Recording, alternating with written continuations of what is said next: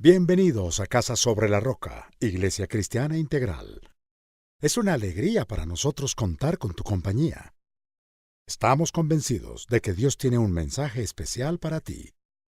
Nuestro objetivo, en el Año de la Esperanza, es que puedas llegar a tener una intimidad real y conozcas más de Jesús. Bienvenidos. ¿Qué tal si vamos, por favor, o mejor dicho, oramos? Señor, gracias porque tú estás en medio de nosotros, porque tú eres nuestro Rey, nuestro Señor, nuestro Salvador. Tú eres nuestro más alto refugio, escondite, fortaleza, porque en medio de las pruebas podemos entender los salmos. Señor, porque es en medio del dolor, es donde podemos entender que tú eres consuelo para el corazón afligido. Gracias. Háblanos hoy, Señor. Que sea la revelación de tu Santo Espíritu, más que un conocimiento de ti, más que una información, que sea tu Espíritu Santo trayendo convicción a nuestro corazón y que de este lugar salgamos retados y transformados por el fuego de tu poder. En Cristo Jesús, amén y amén. Quiero invitarle, por favor, que usted se ubique en Santiago 1:22. Santiago 1:22. Usted va a ubicarse en Santiago 1:22. Mientras tanto, yo quiero introducir algunas cosas de la predicación. Hemos venido compartiendo acerca de las 3 etapas del crecimiento en un proceso espiritual que hemos podido descubrir que no solamente son etapas para un crecimiento espiritual, sino en etapas en nuestro desarrollo emocional, en nuestras relaciones interpersonales.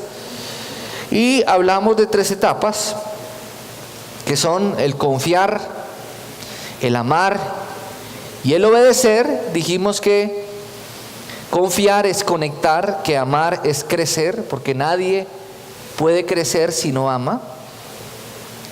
Y obedecer, que lo vamos a ver hoy, es servir o vivir la fe. Eso es finalmente. Quien obedece necesariamente sirve. Pero quien sirve no necesariamente obedece. O sea, hay que obedecer para servir, pero no podemos escudarnos en el servir para no obedecer. El servicio es un resultado de la obediencia, de vivir la fe. Nosotros vivimos la fe y por eso servimos a Dios. Amén. Porque hemos confiado, porque amamos a Dios, porque hemos recibido su amor. Yo he compartido con algunos líderes de la iglesia y en algunos procesos que hemos tenido de capacitación, les he dicho que nunca el servicio debe reemplazar nuestra relación con Dios. Dígale al que tiene a su lado, el servicio no reemplaza mi relación con Dios, sino que el servicio debe ser el resultado de mi relación con Dios. Y la efectividad en mi servicio es el resultado de mi vida en santidad y mi relación con los demás. Amén. ¿Queda eso claro? Si no es así, simplemente somos religiosos.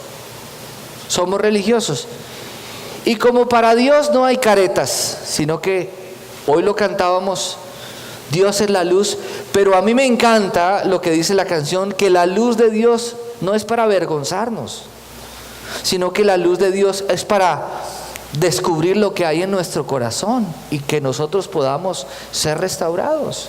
Amén. Que nosotros podamos mirar nuestro interior y decir, ¿qué tan sucio estoy? ¿Qué tanto necesito de Dios?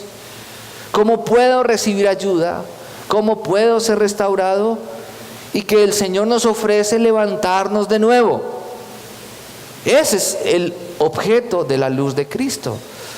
Desde luego, pues lo que se hace, el pecado es descubierto y todas aquellas cosas.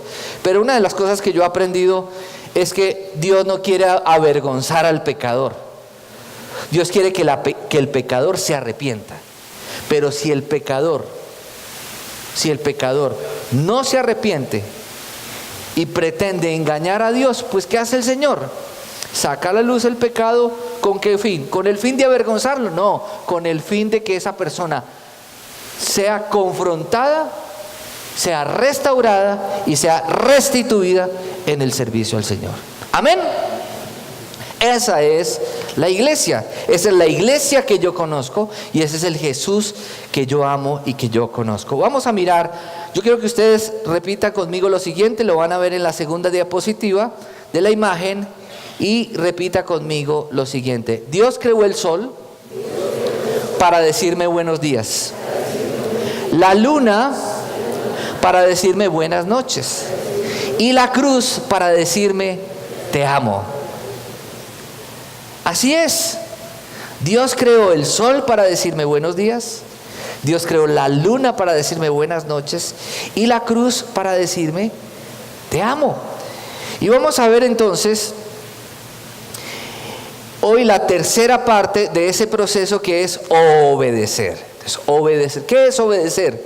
Obedecer es servir o vivir la fe. Hoy no quiero hablarles específicamente del servicio como tal, pero lo que quiero compartir con respecto a la palabra obediencia es algo que quiero que cada uno de nosotros nos llevemos en el corazón y hagamos una reflexión y podamos reflexionar cómo estoy sirviendo, cómo está mi vida con Dios, cómo está mi vida de obediencia, cómo está mi relación con el prójimo, cómo está mi servicio a los demás. Y que todos aquí salgamos retados a decir, definitivamente yo tengo que trabajar en ciertas áreas de mi vida y poder servir a Dios de manera efectiva. Entonces, servir es vivir la fe. Diga conmigo, quien no vive para servir, no sirve para vivir. Dígalo nuevamente, quien no vive para servir, no sirve para vivir. ¿Por qué digo yo esta frase? ¿Por qué? Porque fuimos creados por Dios en su propósito para servir a los demás. Recuerden cuál es el primer mandamiento: amar a Dios sobre todas las cosas, amar al prójimo. Quien obedece el primer mandamiento y cumple la gran comisión, vive una vida con propósito. Confiar, amar y obedecer. Vivir la fe. Santiago 1:22, y lo vamos a leer todos juntos. Seguramente muchos de los textos que vamos a leer hoy usted ya los ha estudiado en otras oportunidades. Santiago 1:22. ¿Qué dice entonces? Quiero que lo leamos todos, bien fuerte. A ver, Santiago 1:22. ¿Qué dice? No se contenten solo con escuchar la palabra. Nosotros muchas veces venimos y salimos felices de este lugar porque Dios nos habló. De hecho, uy pastor, qué mensaje tan chévere. Uy, súper. Salimos contentos de este lugar porque escuchamos la palabra de Dios. Escuchamos el mensaje del Señor. Pero ¿qué dice aquí el texto? Dice, no se contenten solo con escuchar la palabra de Dios. Vine a la iglesia feliz, le cumplí al Señor, hoy es el día del Señor. Listo, cumplí, chévere, salí feliz. No, ¿qué dice después? Pues así se engañan ustedes mismos.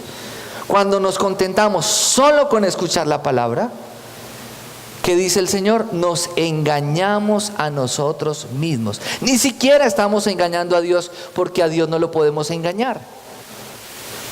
Ni siquiera estamos engañando a los demás. ¿Por qué?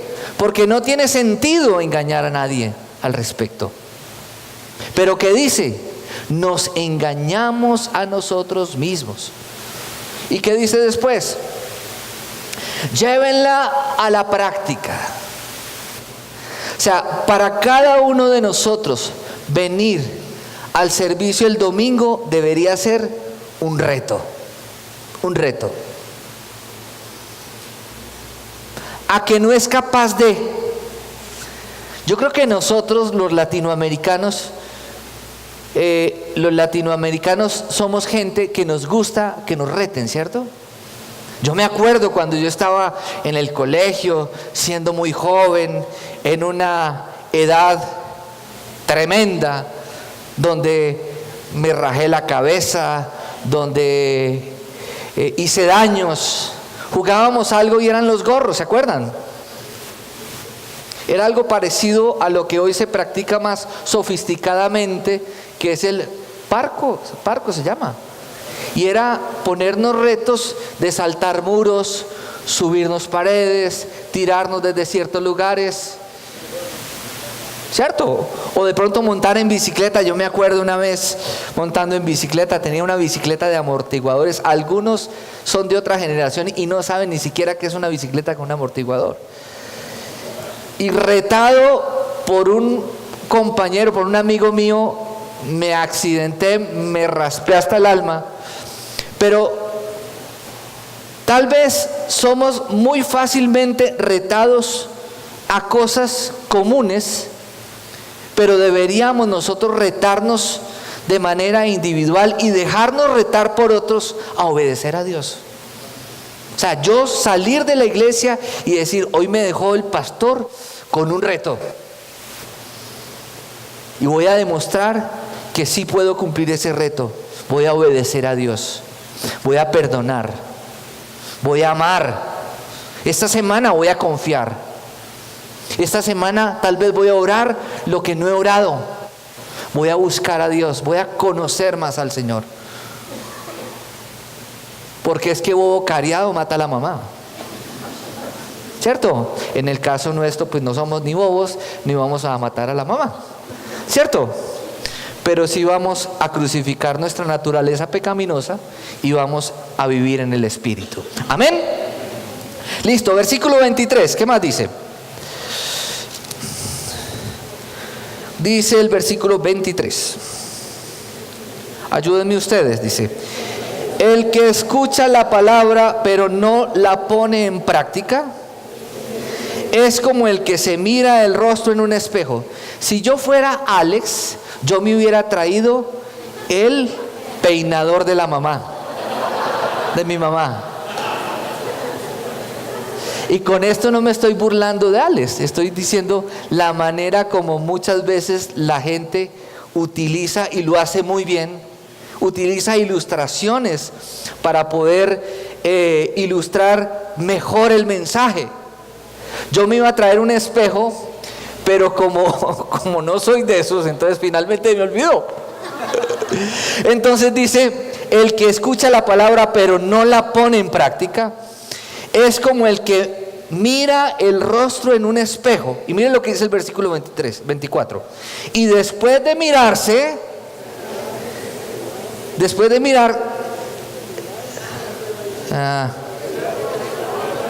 después de mirarse, se va y se olvida enseguida de cómo es. Y quiero ubicarlos en el contexto. En esa época no habían espejos. Y realmente quien tenía un espejo era una persona rica. No existían los espejos. Era muy difícil tener un espejo. Y quien tenía un espejo, es decir, quien tenía un espejo, valoraba profundamente el espejo. Es más, de hecho, pasaron muchos años y los españoles trajeron espejos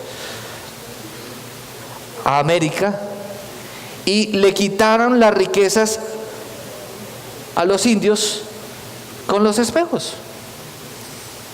Es más, inclusive hay un chiste que Jorge Hernán lo sabe, del chiste del indio que se encontró un espejo, lo tomó y dijo, tan feo, con razón lo dejaron tirado. Ese chiste me inmortalizó en Timoteos hace unos años. Me inmortalizó porque me querían matar por el chiste tan malo. Entonces, mire que lo que estamos hablando es algo supremamente profundo. Porque se mira en el espejo. Yo me imagino la persona que tenía el espejo y se miraba en el espejo, brillando el espejo por tratarse de ver mejor, por tratar de ver una imagen adecuada. Pero dice, se mira en el espejo y se va y después se olvida de cómo era. Y eso nos pasa cuando nos contentamos solo con escuchar la palabra de Dios y no la ponemos en práctica. Versículo 25, me encanta. Dice, pero quien se fija, miren esto, quien se fija atentamente. Quien se fija atentamente. Yo no sé si usted ha hecho el ejercicio de mirar una imagen y contemplar los detalles de la imagen. Ese es un buen ejercicio. Mire la imagen. Yo me acuerdo que yo jugaba con mis padres, me traían una revista de esas de crucigramas y cosas, y habían ejemplos de dos imágenes, y era encontrar las diferencias de las dos imágenes. Eso me ayudó a ser un poco más detallista. Cuando usted es detallista, para usted no es difícil mirar las diferencias, pero cuando usted no es detallista, usted tiene que concentrarse un poco más y tratar de identificar el detalle para poder ver las cosas. Pero ¿qué dice la palabra de Dios? Dice, y después dice, pero quien se fija atentamente, fijarse atentamente. No contentarse simplemente con escuchar por encima, por leer por encima. Fijarse atentamente, ¿qué es lo que tú me quieres decir hoy? Hoy vengo con una gran expectativa, Señor. Hoy quiero que tú me hables. Hoy quiero conocerte un poco más. Hoy quiero de lo que yo tengo, que es muy poco, comparado a ti, darte mi corazón, darte mi vida. Y dispongo mi corazón para que tú hagas un clic en mí y yo pueda atentamente escuchar y percibir lo que hoy tú me quieres enseñar. Dice, pero quien se fija atentamente en la ley perfecta que da libertad, diga, la palabra de Dios nos da libertad. Porque ¿qué es la ley perfecta? La palabra de Dios. Y nos da libertad. Conoceremos la verdad y la verdad nos hará libres. ¿Y qué pasa? Y persevera en ella. Persevera en ella. No es, sí, yo ya lo había oído. Yo ya lo leí. Sí, el pastor ya había hablado de eso. No, persevera en ella. Cuando hablamos de perseverar en ella, deberíamos recordar que Dios persevera en nosotros. ¿Usted cree que Dios nos escogió, nos llamó, dio su vida por nosotros y nos dejó ahí? Y nosotros necios cayendo y dándonos contra el mundo. No, tan buena obra que Dios comenzó, así mismo la irá perfeccionando hasta el día de Cristo Jesús. ¿Qué significa eso? Que Dios el Padre no ha dejado de luchar por ti y por mí. Él sigue perseverando. Y el Padre de toda esperanza sigue confiando en ti. Sigue tocando tu corazón. Sigue amándote porque su amor es eterno. Dice entonces, no olvidando lo que ha oído, sino haciéndolo. No olvidando lo que ha oído, sino que haciéndolo. ¿Qué sigue? Recibirá bendición al practicarla. Diga conmigo, yo recibo bendición cuando practico la palabra de Dios. ¿Qué es entonces la vida cristiana? Un estilo de vida, un lifestyle. Es un modo de ser y de vivir. ¿Producto de qué? De una invitación de Jesús a mí. ¿Cuál fue la invitación de Jesús a cada uno de nosotros? Jesús dijo, ven y sígueme. No dijo Jesús, ven y haz esto y aquello. ¿Qué dijo Jesús? Ven y sígueme. caminando de la mano conmigo, te voy a enseñar.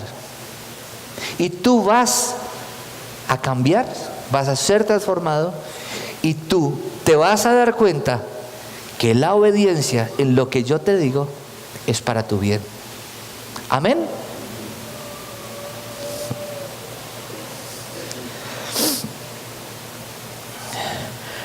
La obediencia nos lleva a vivir la fe basada en una experiencia con Dios. Nadie puede decir que conoce a Dios y no obedece. Nosotros conocemos porque obedecemos. Nadie puede decir que Dios es bueno si no obedece lo que Dios dice. Y al ver los resultados dice, realmente yo creí otra cosa, pero con esto que pasó, Dios es bueno. Amén. La obediencia nos lleva a vivir la fe basada en una experiencia con Dios. Nosotros hacemos lo posible. ¿Qué es hacer lo posible? Obedecer. Obedecer.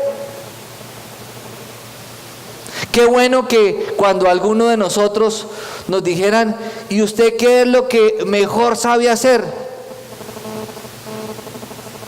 Que nosotros podamos decir, lo que mejor sé hacer es obedecer. Dígame qué tengo que hacer y yo lo hago. Nosotros hacemos lo posible, la obediencia, y Dios hace lo imposible, los milagros. ¿A quién le toca más difícil? ¿A Dios o a nosotros? ¿A Dios? Queremos ver milagros en nuestra vida.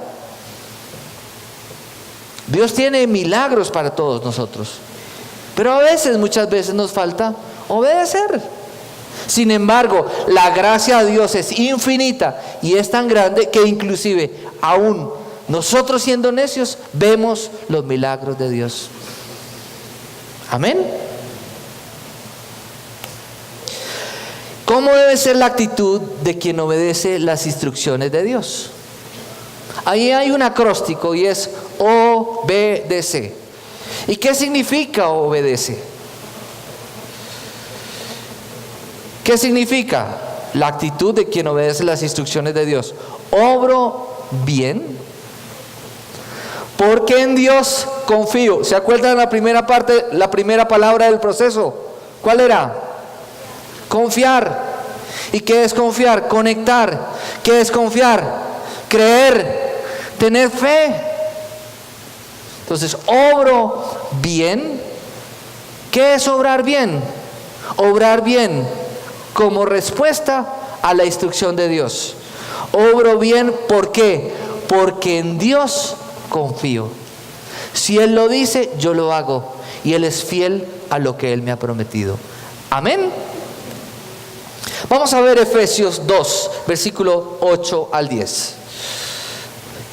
Efesios capítulo 2, versículo 8 al 10. Vamos a leerlo desde el versículo 4, lo vamos a leer hasta el 10. Y lo vamos a leer todos juntos. ¿Qué dice? Pero Dios, que es rico en misericordia. ¿Cómo es Dios? Rico en misericordia. Por su gran amor por nosotros. ¿Cómo es su gran amor por nosotros? Grande, dice el texto. Por su gran amor por nosotros, nos dio vida con Cristo, aun cuando estábamos muertos en pecados. Por gracia ustedes han sido salvados. Versículo 6. Y en unión con Cristo Jesús, Dios nos resucitó y nos hizo sentar con Él en las regiones celestiales. ¿Qué significa eso? Que antes estábamos muertos en nuestros delitos y pecados, y como hemos sido partícipes de un nuevo nacimiento, Dios nos ha hecho nuevas criaturas. Significa que lo que éramos antes fue muerto espiritualmente, y ahora tenemos una nueva vida en Cristo. Versículo 7.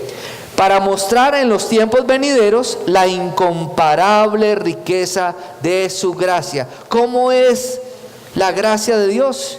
incomparable, que por su bondad derramó sobre nosotros en Cristo. Versículo 8, porque por gracia ustedes han sido salvados mediante la fe.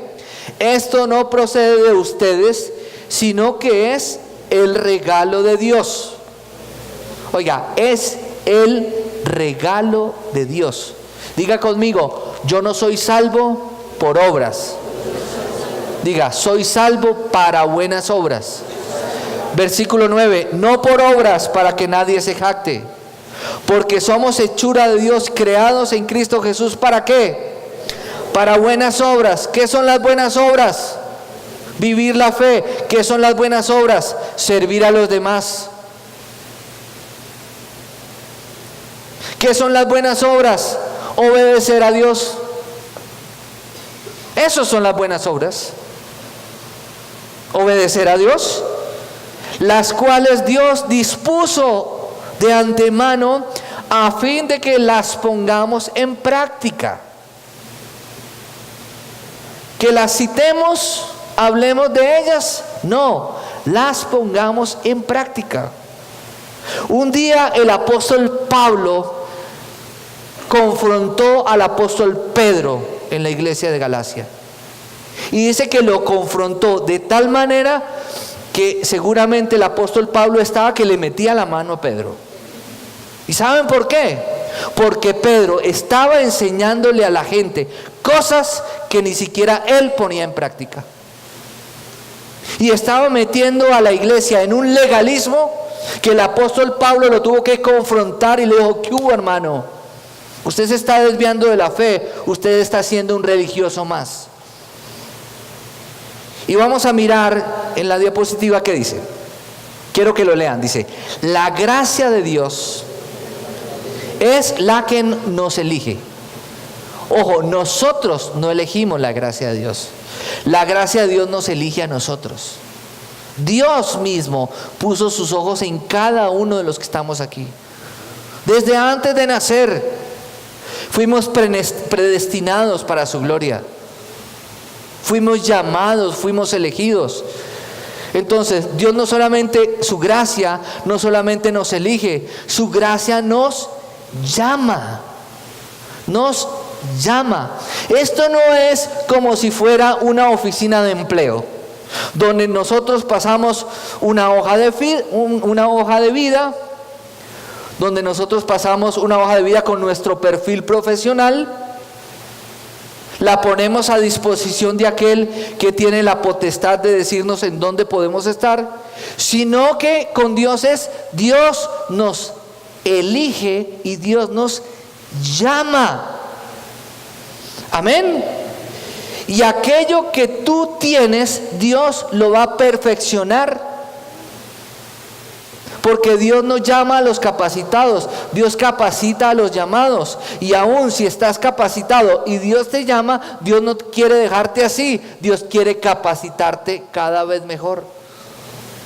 Porque tú puedes estar capacitado para las cosas del mundo y traer una mentalidad del mundo, pero ¿qué dice el Señor? Que usted y yo debemos renovar nuestra manera de pensar, ser renovados en la actitud de nuestra mente. Y el Señor nos capacita, nos instruye. Entonces la gracia de Dios es la que nos elige, nos llama y ¿qué hace? Nos separa. Nos separa. Llamó a Juan Carlos, llamó a Jonathan, llamó a Libardo, a Diego, a Marcela, a Jorge Hernán, a Brian. ¿Y qué hizo? Lo eligió, lo llamó y ¿qué hizo? Venga que yo a usted lo necesito. Y no lo llamó y no lo sacó del mundo, sino que lo apartó, lo capacitó para que esa persona en el mundo pueda ser luz del mundo. Amén. ¿Usted lo cree o no lo cree? ¿Y qué más dice? Nos separa. Entonces usted puede decir: ay, pero es que ser cristiano en medio de este mundo es muy difícil. ¿Qué dice también? Que su gracia ¿qué? Nos sostiene. Porque con Dios quien invita, paga. Y si Él te llamó, Él va a responder por ti. Él no te va a dejar ni te va a desamparar, porque eso es lo que dice su palabra. Él nos ha entregado su Espíritu y Él estará con nosotros siempre hasta el fin del mundo. Y el Espíritu Santo, quien inspiró las Sagradas Escrituras, respalda su palabra y nos guía a toda la verdad. Y Él dice: yo soy tu pastor, nada te falta. Yo soy tu proveedor. Yo soy tu consuelo, yo soy tu fortaleza, yo soy tu refugio, soy tu escondite, soy tu esposo, soy tu consuelo. Diga conmigo: la gracia de Dios es la que me elige, me llama, me separa y me sostiene. Vamos a mirar Santiago capítulo 2, versículo 14 al 18. Santiago 2, 14 al 18. Leámoslo todos juntos, por favor. ¿Qué dice? Hermanos míos, ¿de qué le sirve a uno alegar que tiene fe si no tiene obra? Sí, yo tengo mucha fe. Yo oro todos los días, yo hago el devocional. Me he leído tantos libros, he hecho cursos en la iglesia, me he capacitado, he hecho el IBLI, el FACTER.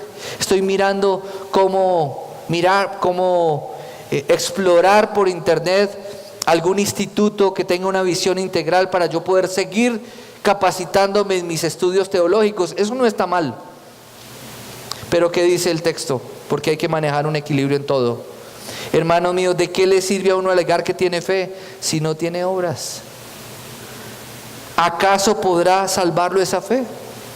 Supongamos que un hermano o una hermana no tiene con qué vestirse y carecen de alimento diario, y uno de ustedes les dice que les vaya bien, abríguense y coman hasta saciarse, pero no les da lo necesario para el cuerpo. ¿De qué servirá eso? Versículo 17. Así también la fe por sí sola, si no tiene obras, ¿cómo está? Muerta. Versículo 18. Sin embargo, alguien dirá: tú tienes fe y yo tengo obras. Versículo ahí mismo dice: pues bien, muéstrame tu fe sin las obras, y yo te mostraré la fe por mis obras.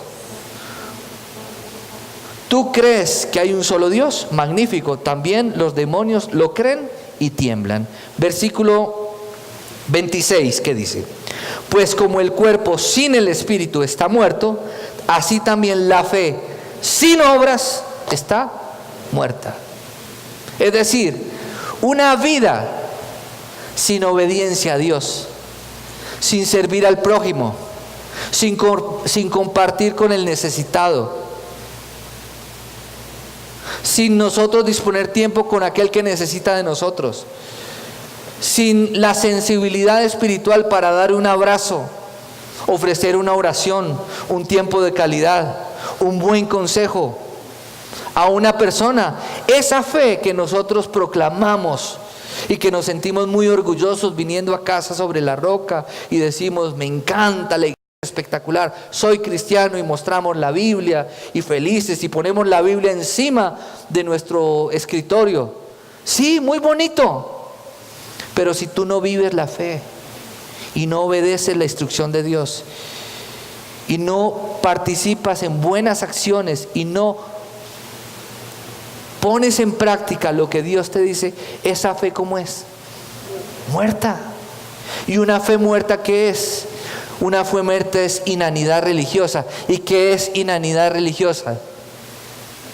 Un culto muerto y aburrido que no salva y no regenera a nadie. La gente debe ver en nosotros a Jesús.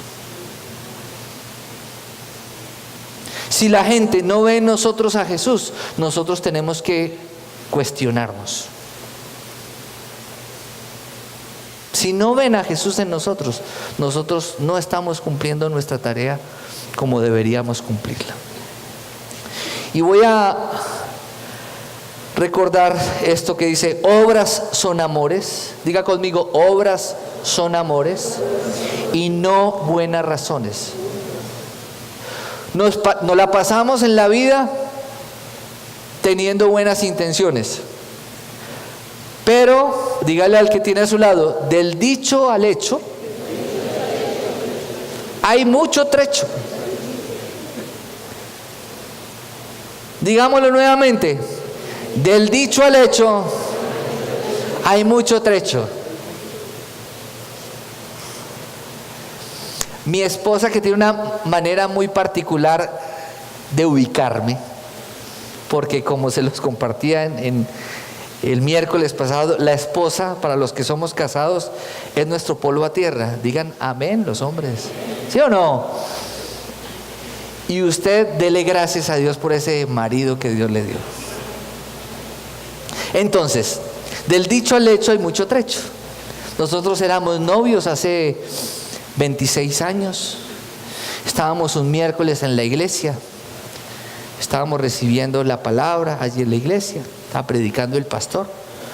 Y de pronto llega Lina y me dice, llevábamos 4 años de novios. Y llega Lina y me dice, oye, ¿y tú cuándo te vas a casar conmigo?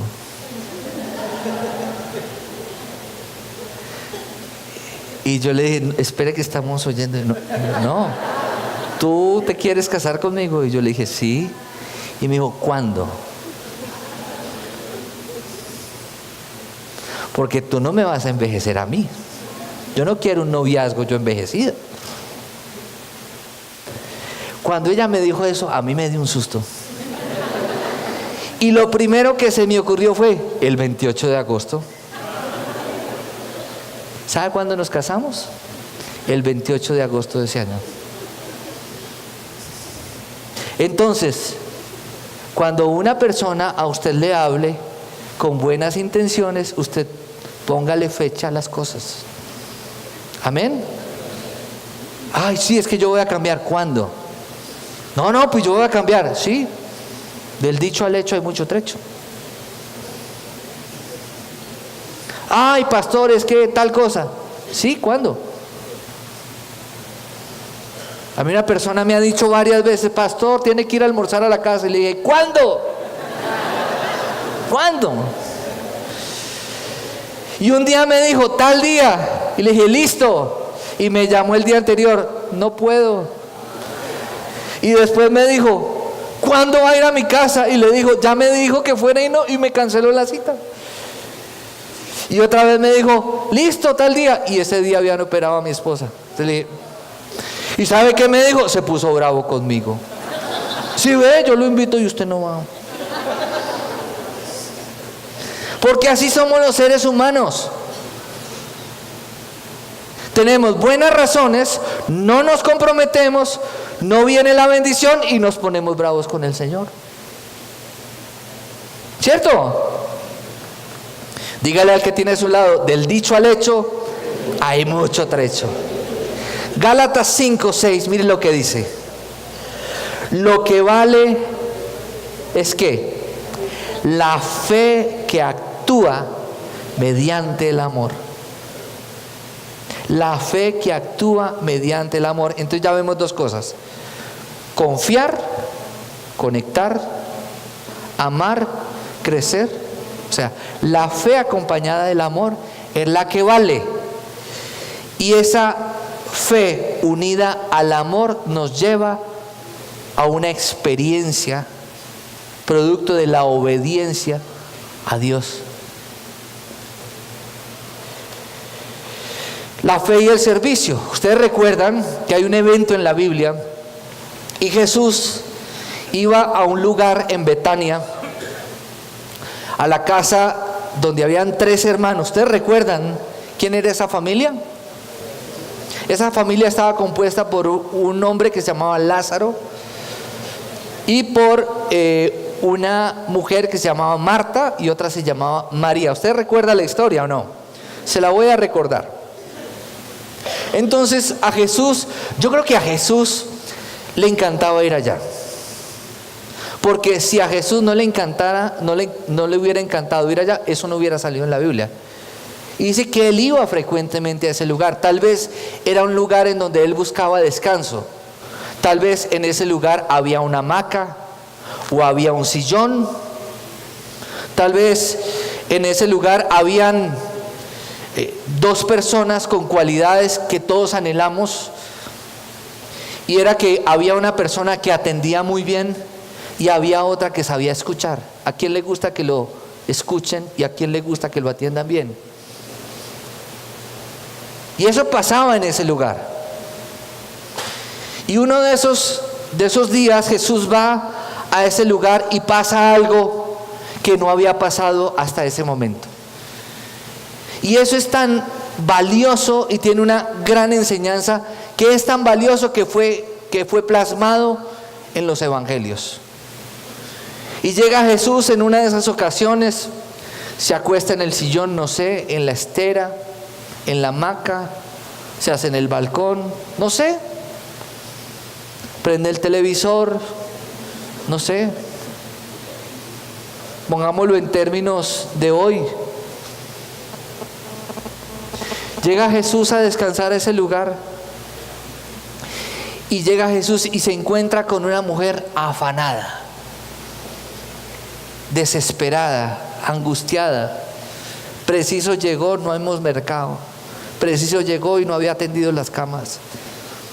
Preciso llegó y no hay café. Preciso llegó y los baños están sucios. Y me llegó Jesús y se estresó, como muchas señoras se estresan cuando les llega visita sin avisar y la casa está desordenada. ¿Pasa o no pasa? Lo mismo. Las mujeres son las mismas desde que Dios las creó hasta ahora. Y los hombres son los mismos, porque yo me imagino a Lázaro. Lázaro no lo nombran en la historia. ¿Qué pasó con Lázaro? Vio a las dos hermanas alegando, ¿y qué hizo? Como lo que debe hacer un hombre.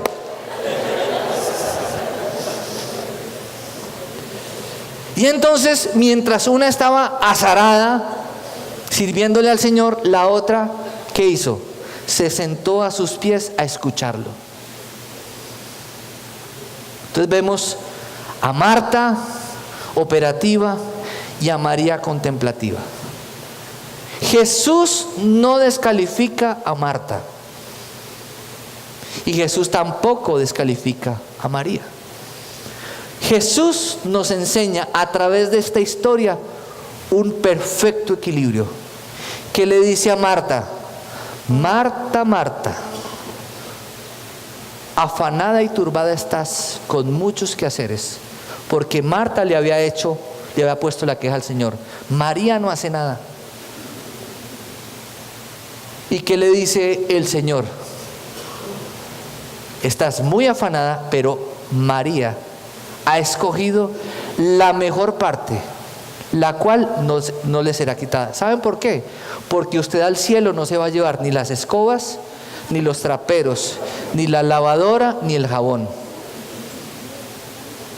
Pero lo que María estaba recibiendo de Dios en ese momento, en la persona de Jesús, era más importante e iba a servir para su vida, que finalmente oficio se puede hacer en cualquier momento. Y esa es la vida cristiana. Convertir en vivencia la creencia. Es orar y obrar. Ese es el perfecto equilibrio. Jeremías 32:39 dice lo siguiente. Jeremías 32:39, y quiero que lo lean, por favor. Dice: haré que haya coherencia entre su pensamiento y su conducta, a fin de que siempre me teman, para su propio bien y el de sus hijos. ¿Qué significa coherencia en el contexto de lo que yo les estoy hablando? Dice: pensamiento y conducta. Buenas razones, sí, pero reflejadas ¿en qué? En buenas acciones, a fin de que siempre me teman. ¿Para qué? Para su propio bien y para el de sus hijos. Y vámonos para Mateo capítulo 7, y lo vamos a leer todos juntos. Mateo 7. Quiero escucharlo fuertemente. Mateo 7:24, y lo vamos a leer, porque esta es la conclusión del Sermón del Monte y es la conclusión de esta sencilla enseñanza. Versículo 24, leámoslo todos juntos, por favor, quiero escucharlos. Por tanto, todo el que me oye estas palabras, ¿cuáles palabras? Las palabras de Jesús, y las pone en práctica, es como un hombre prudente que construyó su casa sobre la roca. Versículo 25, cayeron las lluvias, crecieron los ríos y soplaron los vientos y azotaron aquella casa. Con todo, la casa no se derrumbó. ¿Por qué? Porque estaba cimentada sobre la roca.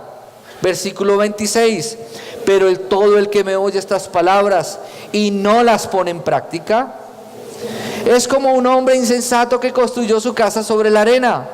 Cayeron las lluvias y crecieron los ríos y soplaron los vientos y azotaron aquella casa, y ésta se derrumbó, y grande fue su ruina. Hay una diferencia entre las dos casas. ¿Cuál es la diferencia entre las dos casas? ¿Cuál es la diferencia? Los cimientos. ¿Y qué son los cimientos? Los fundamentos. ¿Y qué es lo que cimenta nuestra vida y le da un fundamento sólido? Oír la palabra y ponerla en práctica. Hay dos lugares en donde fundamentar nuestra vida: o en la naturaleza pecaminosa o en el espíritu. En el espíritu, sobre la roca, oír la palabra y ponerla en práctica. Sobre la arena, en la naturaleza pecaminosa, oír la palabra y no practicarla. Quedarnos simplemente en buenas intenciones, buenas razones. Pero Dios nos llama a vivir la fe. Porque la llave de la bendición, ¿cuál es, queridos? La obediencia. Y la llave de la bendición es la obediencia. Pero muchas veces usted se va a encontrar con que usted va a ser obediente y usted no va a ver los resultados inmediatos. Porque si usted ha sido desobediente toda la vida, usted no pretenda que todo lo que usted ha sembrado toda la vida, de la noche a la mañana, usted va a empezar a recoger resultados diferentes. Usted es una nueva criatura en Cristo, y la gracia lo ha alcanzado, y el perdón de Dios lo ha alcanzado, y su misericordia. Y la paga del pecado era la muerte, pero la dádiva de Dios ha llegado a nuestra vida y nos ha redimido y nos ha perdonado, nos ha alcanzado su gracia. Pero tenemos que empezar a sembrar acciones de obediencia, a edificar sobre la roca, a fundamentar nuestra vida en Cristo, para que tarde o temprano, de repente, empiece usted a ver sus bendiciones como una cosecha que no depende si es invierno, es verano, si es primavera o es otoño. Cuando usted y yo somos obedientes, aún en medio de la escasez general, el Señor manda la provisión abundante, porque así es Dios. Amén. Dios no se mueve ni por esquemas ni por modelos. El único modelo que funciona es el modelo de Jesús. Amén, iglesia. ¿Qué tal si usted cierra los ojos y vamos a orar? Dios, gracias. Gracias te damos por recordarnos cosas que habíamos olvidado y cosas que son sencillas, básicas y esenciales para nuestro crecimiento espiritual. Gracias, mi Dios, porque tú eres fiel y verdadero. Gracias, mi Dios, porque ¿a quién más iremos si solamente tú tienes palabras de vida eterna? Enséñanos a que al terminar esta enseñanza podamos irnos con el reto de seguirte y al caminar contigo aprender a confiar, recibir tu amor que es eterno, abundante e infinito, y como resultado de esa experiencia contigo poder obedecer tus instrucciones y renovar nuestra manera de pensar para poder entender que tú eres bueno y que tu voluntad es además agradable y perfecta para mí, Señor. Y que aún cuando mis expectativas tal vez no son suplidas por ti, que yo pueda guardar mi corazón y entender que algo mejor vendrá. y que algo tienes tú para enseñarme y preparar mi corazón para algo perfecto, Dios. Te adoramos, te alabamos, bendecimos hoy tu nombre, te exaltamos, tú eres fiel y verdadero. No hay nadie como tú, Señor.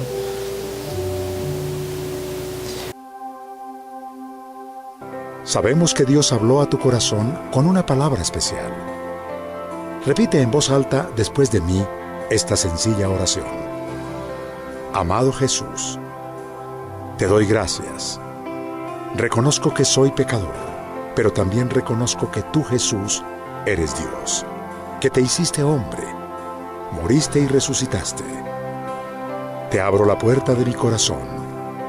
Haz de mí la persona que tú quieres que yo sea. Te recibo ahora mismo como mi Señor y mi Salvador. En Cristo Jesús. Amén. Si acabas de hacer esta oración, la palabra de Dios dice que naciste de nuevo. Eres una nueva persona. Te invitamos a dar el siguiente paso en tu proceso. Conéctate con nosotros. En Casa Roca somos una iglesia de amor y queremos acompañarte y ayudarte en esta nueva vida. Ingresa a www.casarroca.org. Seguimos en contacto.